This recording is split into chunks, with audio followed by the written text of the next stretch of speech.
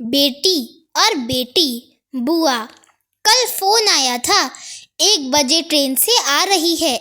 किसी को स्टेशन भेजने की बात चल रही थी। आज बिटिया ससुराल से दूसरी बार दामाद जी के साथ आ रही है। घर के माहौल में एक उत्साह सा महसूस हो रहा है। इसी बीच एक तेज आवाज आती है, इतना सब देने की क्या जरूरत है, बेकार फिजूल खर्ची क्यों करना। और हाँ, आ भी रही है तो कहो कि टैक्सी करके आ जाए स्टेशन से। बहन के आने की बात सुनकर भाई भुनभुनाया।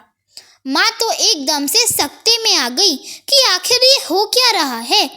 माँ बोली, जब घर में 2-2 गाड़ियाँ हैं तो टैक्सी करके क्यों आएगी मेरी बेटी, और दामाद जी का कोई मान सम्मान है कि नहीं।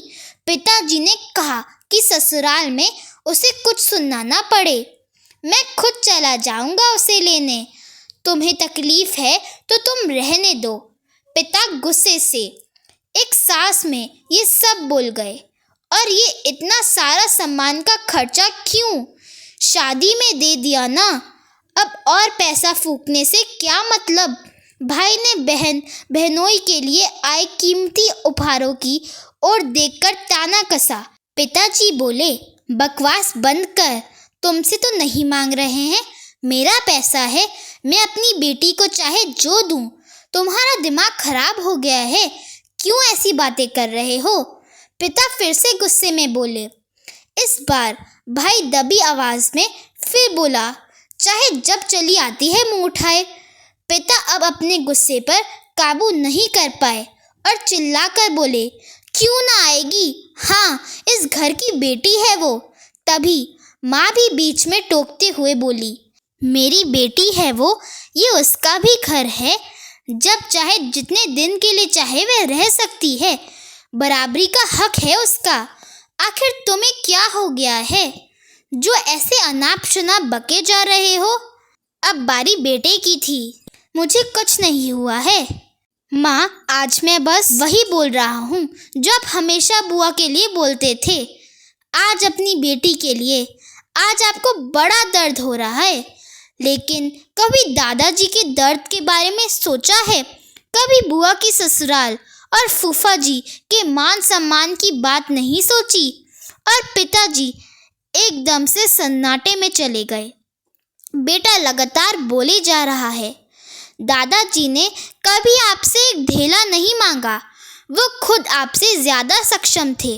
फिर भी आपको बुआ का आना, दादाजी का उन्हें कुछ देना नहीं सुहाया, क्यों। और हाँ, बात अगर बराबरी और हक की ही है तो आपकी बेटी से भी पहले बुआ का हक है इस घर पर। बेटे की आवाज़ आंसुओं से भर गई थी।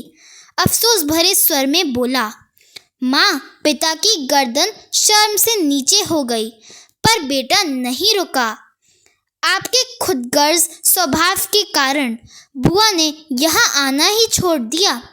दादाजी इसी गम में घुलकर मर गए। और हाँ, मैं खुद जा रहा हूँ स्टेशन दीदी को लेने, पर मुझे आज भी खुशी है कि मैं कम से कम आपके जैसा खुदगर्ज भाई तो नहीं हूँ।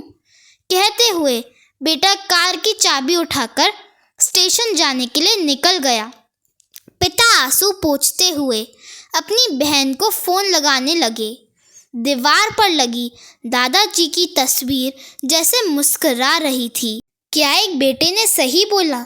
अपनी राय अवश्य दें।